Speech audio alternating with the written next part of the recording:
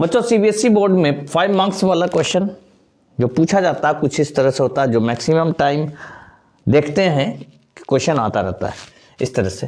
तो पहला क्वेश्चन हम लेकर आए हैं, नेम ए मेटल और नॉन मेटल। तो इस तरह का लिख दिया जाएगा मेटल एंड, फिर उसको फर्दर डिवाइड किया जाएगा। जैसे which make iron hard and strong, metal का नाम बताए जो आयरन को क्या बनता है, हार्ड एंड स्ट्रांग करता है। नंबर 1, नेम ए मेटल और non metal which is alloyed with other metal to make amalgam, यानी मेटल नॉन मेटल का बोलना है जो वो alloy जो कि दूसरे मेटल से अमलगम का फॉर्मेशन करता। सेकंड, फिर यहां से आना है, फिर सी पे जाना, नेम ए मेटल और non metal which is use to galvanize iron article, metal elemental का नाम बताना जो कि क्या करता है, गैल्वेनाइज आयरन आर्टिकल को गैल्वेनाइज करता है। फिर यहां पे आना है, नेम ए मेटल और non metal whose articles when expose to air form a black coating, जिसका आर्टिकल जो होता है जब एयर पे एक्सपोज किया जाता है, एयर के साथ कांटेक्ट किया जाता है तो ब्लैक कोटिंग का फॉर्मेशन करता है। तो उसका क्या है, उसका नाम बताना।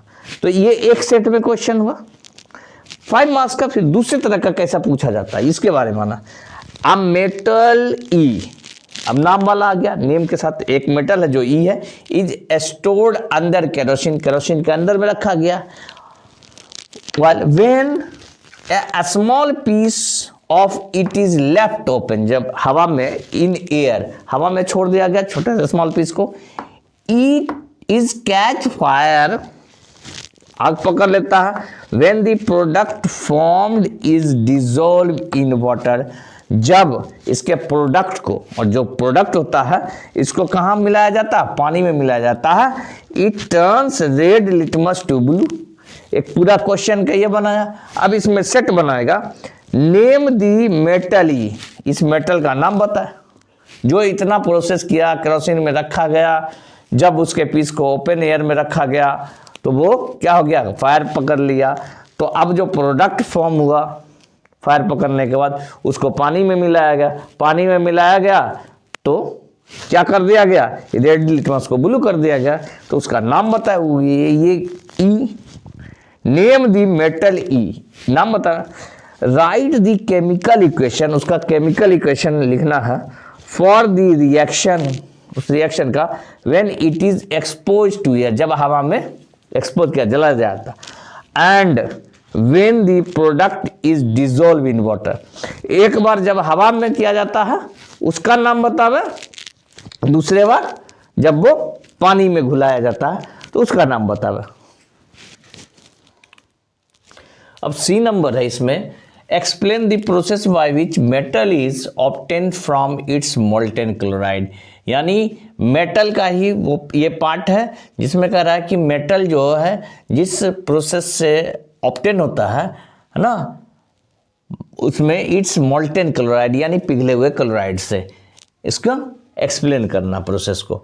अब थर्ड टाइप का जो क्वेश्चन आता है 5 मार्क्स में वो रीजन वाला।